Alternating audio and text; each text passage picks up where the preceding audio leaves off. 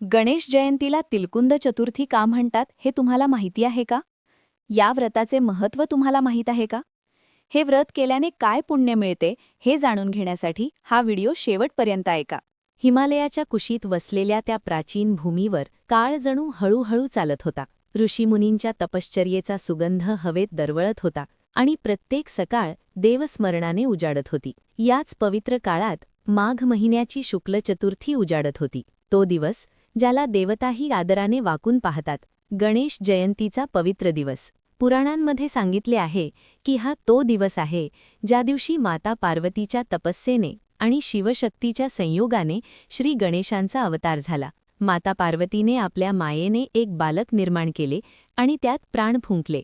पुढे घडलेल्या दैवी लीलांमुळे ते बालक झाले संपूर्ण सृष्टीचे पहिले पूज्य देवता श्री गणेश. म्हणूनच हा दिवस केवळ जन्मदिन नाही, तर शुद्ध बुद्धीचा, निर्मळ श्रद्धेचा आणि संकटांवर विजय मिळवण्याचा दिवस मानला जातो. माघ महिना स्वतःतच तपस्या, संयम आणि शुद्धीचा काळ मानला जातो. या महिन्यातील शुक्ल पक्षातील चतुर्थी म्हणजे अज्ञानावर ज्ञानाचा, अंधारावर प्रकाशाचा विजय.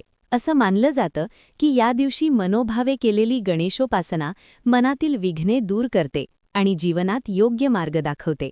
म्हणूनच ऋषी, गृहस्थ, गरीब, श्रीमंत सगळेच या दिवशी एकसारखे होतात, कारण गणपती कोणाचाही भेद करत नाहीत. ते फक्त भाव पाहतात. जेव्हा देवांनाही अडचणी येतात तेव्हा तेही आधी गणेशांचे स्मरण करतात. विघ्नहर्ता, जो संकटांचा नाश करतो. बुद्धिदाता, जो योग्य विचार आणि विवेक देतो. सिद्धिविनायक, जो अपूर्णतेला पूर्णत्व देतो. म्हणूनच कोणतेही शुभकार्य, कोणतीही पूजा श्री गणेशाय नमः या मंत्राशिवाय पूर्ण होत नाही. शिवपुराण सांगते की गणेश हे शिवाचे तेज आणि पार्वतीची माया आहेत. ते केवळ देव नाहीत, तर कर्तव्य, शिस्त आणि धर्माचे प्रतीक आहेत. गणेश पुराणात वर्णन आहे की जो मनुष्य गणेश चतुर्थीच्या दिवशी श्रद्धेने पूजा करतो, त्याच्या जीवनातील मोठ्यात मोठे अडथळेही हळूहळू मार्ग बनून जातात.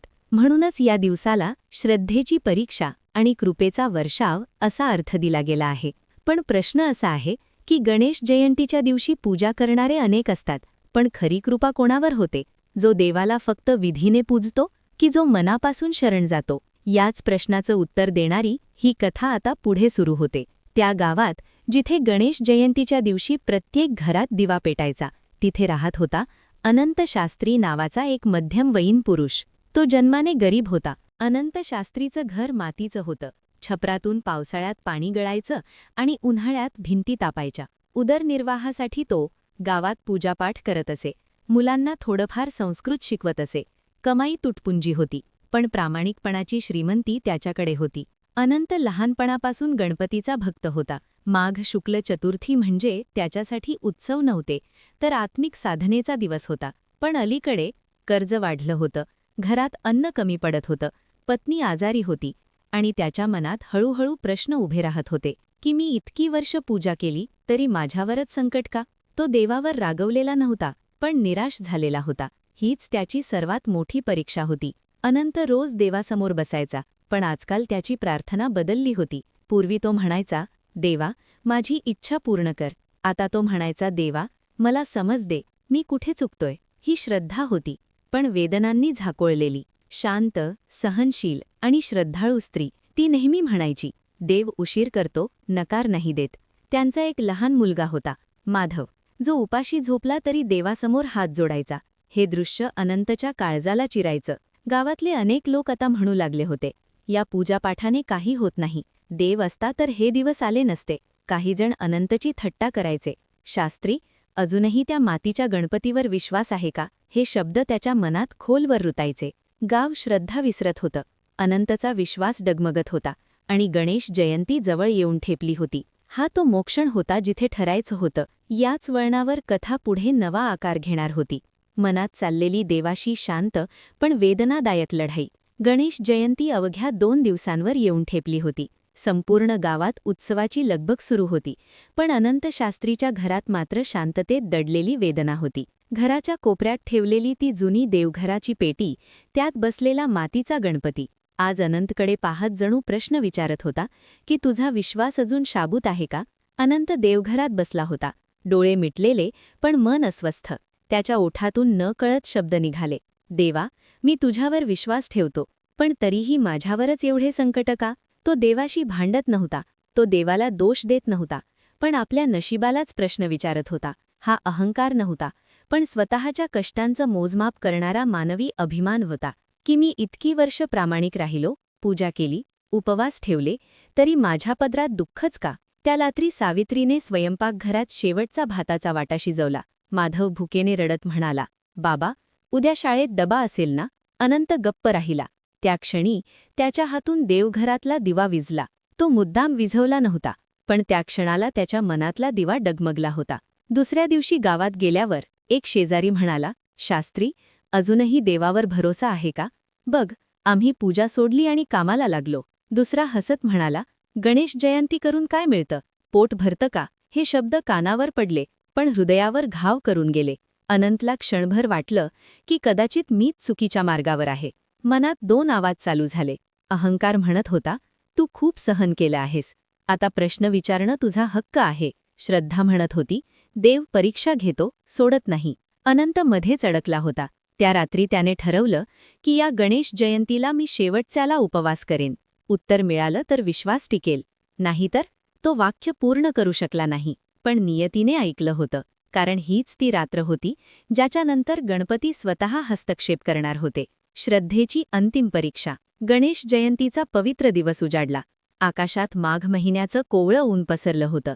जणू निसर्गही आजच्या दिवसाचं स्वागत करत होता. अनंत शास्त्री पहाटेच उठला. डोळ्यात झोप होती, पण मनात एकच निर्धार, आज मी प्रश्न नाही विचारणार, आज मी फक्त शरण जाणार. अनंतने त्या दिवशी निर्जल उपवास केला. भूक लागली, तहान लागली, पण त्याने मनाला आवर घातला, कारण उपवास म्हणजे केवळ अन्न टाळणे नाही, तर अहंकार सोडणे आहे. सावित्रीने विचारलं, तुमचे अंग थकलंय, थोडं फळ तरी घ्या. अनंत हसत म्हणाला, आज देवालाच माझे अन्न बनवू दे. घरात मोठी तयारी नव्हती, ना चांदीचा गणपती, ना सोन्याचे अलंकार, एक मातीचा गणपती, स्वच्छ पाण्याने धुतलेला आणि भक्तीने सजवलेला. अनंतने स्वतः हाताने अंगणातून आणलेली दुर्वा, शेजाऱ्याने दिलेली लाल फुलं आणि सावित्रीने केलेले 3 छोटे मोदक देवापुढे ठेवले. दुर्वा अर्पण करताना तो पुटपुटला, जसं दुर्वा तुटली तरी पुन्हा उगवते, तसं माझं जीवनही पुन्हा उभं कर देवा. मोदक ठेवताना म्हणाला, माझे आयुष्य कडू असलं तरी तुझ्या कृपेचा गोडवा दे. लाल फूल वाहताना त्याचे हात थरथरले. माझ्या मनातील राग, अहंकार, शंका सगळं आज तुझ्या चरणी अर्पण करतो. तो मंत्र म्हणत नव्हता, त्याच्याकडे शास्त्र नव्हतं, पण डोळ्यात अश्रू होते. त्याने फक्त एवढंच म्हटलं, गणराया, मी तुला आज काही मागायला आलो नाही, फक्त इतकंच शिकव, संकटातही श्रद्धा कशी ठेवायची. तो क्षण होता जिथे शब्द थांबले आणि हृदय बोलू लागलं. जणू त्या लहानशा घरात दिव्याची ज्योत स्थिर झाली.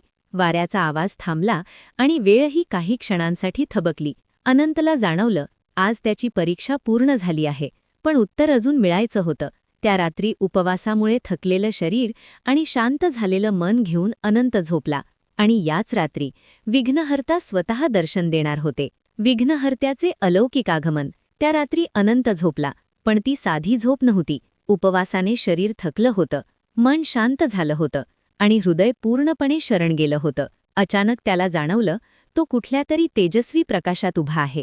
आकाश निळं नव्हतं, ते सोनेरी प्रकाशाने भरलेलं होतं. हवेत गंधर्व संगीतासारखा मंद नाद होता. त्या प्रकाशातून हळूहळू एक बालरूपातील श्री गणेश प्रगट झाले. लहानसं देह, गजमुखावर करुण हास्य, डोक्यावर छोटासा मुकुट आणि पायाशी दुर्वांची हिरवी पखरण. अनंत भयभीत झाला. तो जमिनीवर लोटांगण घालू लागला. गणराया, मी पापी आहे.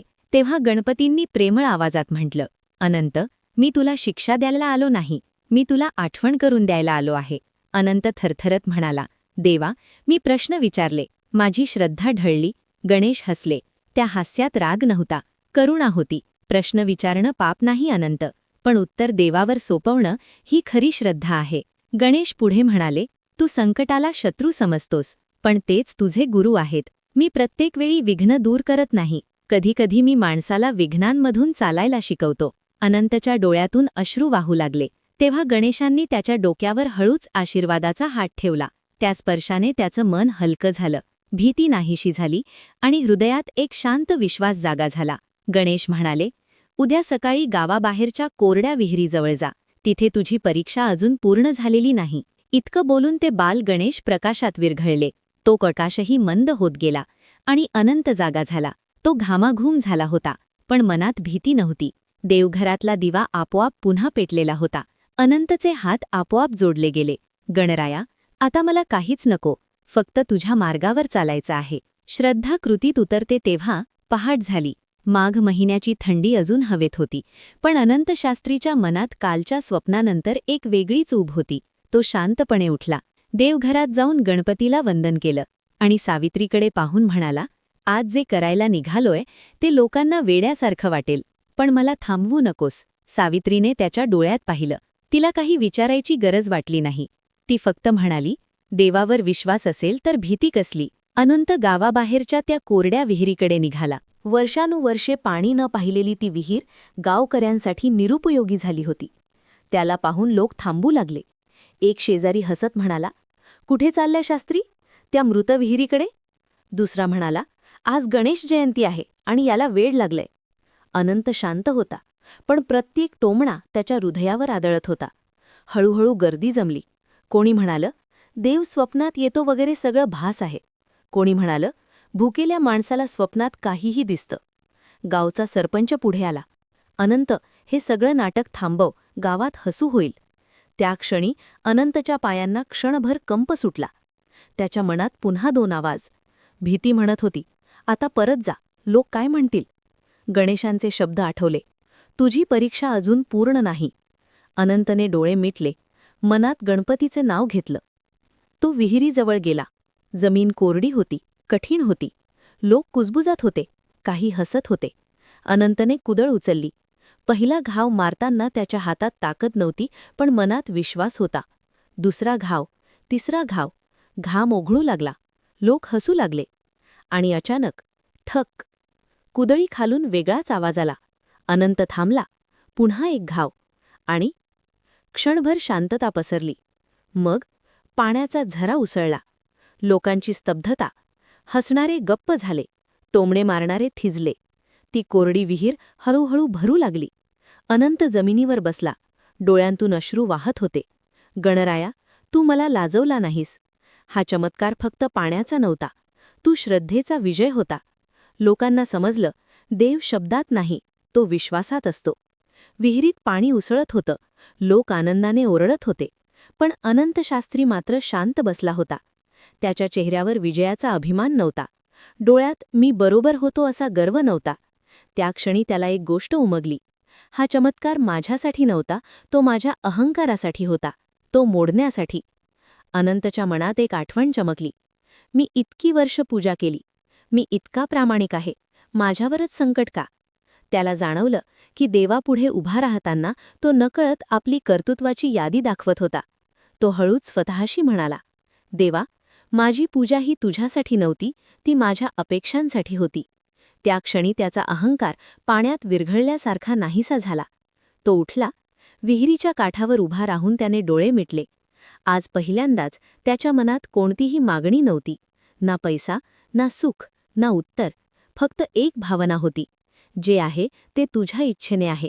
मन हलकं झालं. जणू वर्षानुवर्षांचं ओझं उतरलं.